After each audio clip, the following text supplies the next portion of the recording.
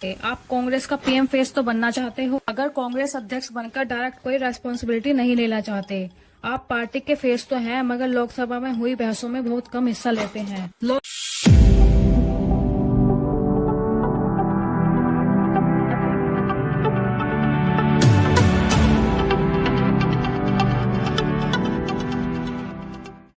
सबसे पहले अशोक चौहान कांग्रेस छोड़कर बीजेपी में गए, फिर मिलन देवड़ा गए, फिर विजेंद्र सिंह गए, फिर गौरव वल्लभ भी बीजेपी में चले गए। कांग्रेस ही सही कह रही हैं कि देश भर में राहुल गांधी की इतनी हवा बह रही है कि लोग उसी हवा में उड़ उड़कर दूसरी पार्टी में जा रहे हैं।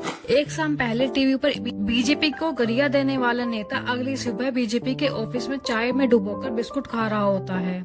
एक शाम पहले ट्विटर पर राहुल गांधी के साथ पोस्ट करने वाला अगले दिन बीजेपी ऑफिस के बाहर खड़ा होता है। कल तक राहुल गांधी में देश का पीएम देखने वाले अचानक से राहुल बाबा में ढोंगी बाबा दिखने लगा है। 2 महीने पहले तक बीजेपी को मिटाने की कस्में खाने वाला ऑल इंडिया अलायंस भी टूट गया। बंगाल में ममता पहले ही कांग्रेस से किनारा कर चुकी है। केरल में लेफ्ट भी कांग्रेस को देखना नहीं चाहती, और क्यों चुनाव से पहले ही all India alliance and India alliance बन गया है। जो लोगों के साथ, जो लोगों की पसंद है उसके साथ जाना चाहिए, जिससे कि लोगों का भला कर सके। तो इसलिए मैं भारतीय जनता पार्टी में आया। राहुल गांधी के साथ तो आप यात्राओं में दिखाई दिए, ऐसा हृदय परिवर्तन हो गया आपका? तो हृदय परिवर्तन तो कहते। सुना आपने, जो सुबह से शाम तक मोदी सरकार को गाली देते नहीं थकते थे, पहलवानों के मामले में बीजेपी को दिन रात तक ट्रोल करते थे, राहुल गांधी के साथ फोटो पोस्ट कर बीजेपी को मिटाने की कस्में भी खाते थे, मगर यही विजेंद्र एक झटके से राहुल बाबा के कंधे से उछलकर बीजेपी के पाले में आ गए। विजेंद्र कांग्रेस को छोड़ने की वजह चाहे जो भी बताएं, मगर मामला बड़ा सिंपल है। कांग्रेस पार्टी इन्हें हेमा मालिनी के खिलाफ मथुरा से इलेक्शन लड़वाना चाहती थी। ये चाहते थे कि इन्हें भिवानी से टिकट दिया जाए।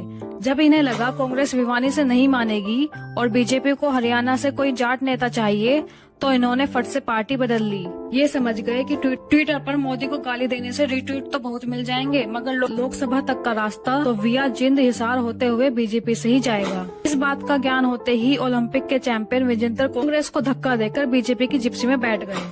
और अभी तो विजेंद्र की बेवफाई से कांग्रेस उभर रही थी कि खबर आई कि कांग्रेस के एक और नेता गौरव वल्लभ ने भी पार्टी से इस्तीफा दे दिया। पहले खबर आई कि गौरव वल्लभ का सनातन विरोधी कांग्रेस में दम घुट रहा है। फिर उन्होंने बताया कि वो कांग्रेस नहीं है जो पहले हुआ करती थी। ये तो वो दो थे जो ताजा कांग्रेस से दामन छुड़ाकर बैठे थे। इसी बीच बीजेपी को हजारों गाली देने वाले संजय निरुपम भी कांग्रेस से मुंह मोड़ बैठे हैं। संजय निरुपम मुंबई की उत्तर पश्चिम सीट से लड़ना चाह रहे थे। इसी बीच उद्धव ठाकरे ने बिना किसी से पूछे यहाँ से अपना पहलवान उतार दिया। तो ये हमने पिछले 2-3 दिनों की बात की है। अगले पिछले 10-15 दिनों में कांग्रेस छोड़ने वाले नेताओं की टोटल संख्या काउंट करने लगे तो कई देशों की आबादी से भी ज्यादा हो जाएगी। मिलन देवड़ा का तो आपने नाम सुना ही होगा। एक टाइम पर ये राहुल गांधी के बड़े क्लोज हुआ करते थे, मगर जैसे ही उन्हें पता लगा कि कांग्रेस ने मुंबई की साउथ की सीट शिवसेना के लिए छोड़ दी है, तो उन्होंने कांग्रेस को अपनी लिस्ट से अनफ्रेंड कर दिया।